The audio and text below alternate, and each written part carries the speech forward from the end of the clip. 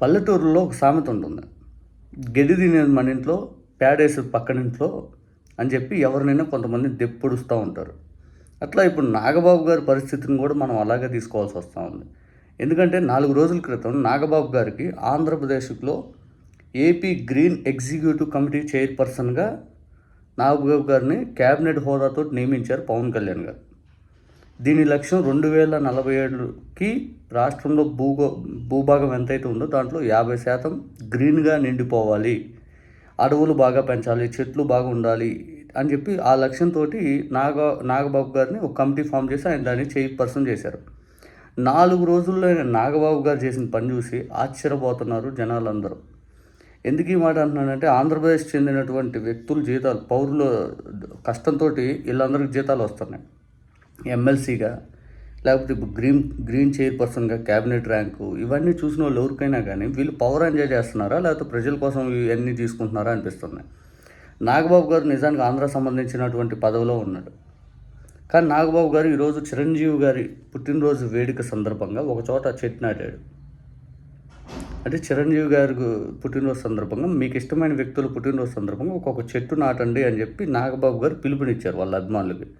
ఈ ఫోటో ఎక్కడ ఏంటి అనేది మాత్రం ఆయన చెప్పాల, కానీ క్లియర్గా చూస్తే ఇది హైదరాబాద్లోనే అని చెప్పి సోషల్ మీడియాలో పెద్ద ఎత్తున అయితే ఇప్పుడు నాగబాబు గారి పైన ట్రోలింగ్ నడుస్తూ ఉంది.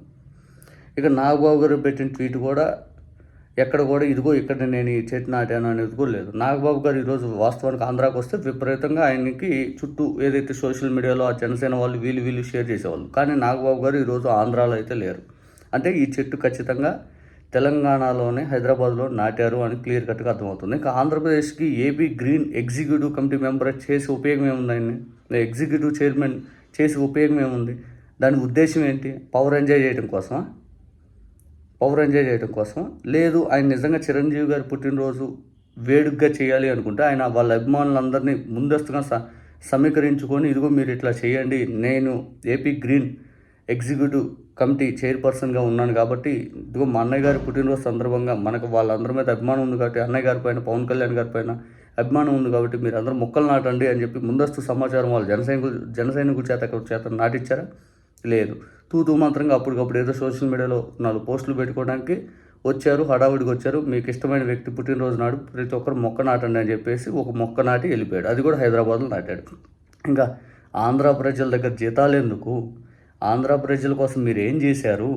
అసలు మీ రాజకీయం ఏంటి? మీ విధానం ఏంటి? అసలు మీకు ఆ తెలంగాణ ప్రాంతానికి చెందినటువంటి వ్యక్తి, తెలంగాణలో ఓటు ఉన్నటువంటి వ్యక్తి, మీరు ఆంధ్రాలో ఎమ్మెల్సీ అవ్వటం, ఎమ్మెల్సీ దగ్గర నుంచి మీరు పూర్తి స్థాయిలో రాజకీయాల్లో జగన్ గారిని క్వశ్చన్ చేయటం, మీ చిత్తశుద్ధి ఏంటో చూస్తూ ఉన్నాం.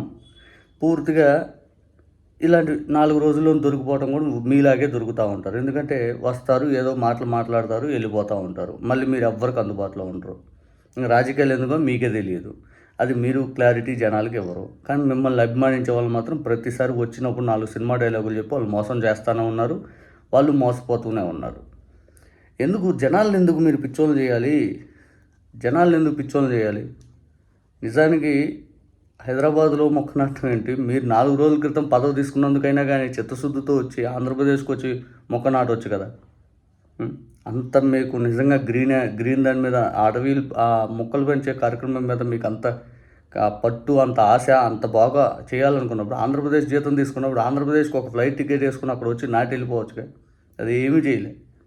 ఎందుకు నిజంగా వీళ్ళు రాజకీయం చూస్తుంటే ఆశ్చర్యంగానే ఉంటుంది.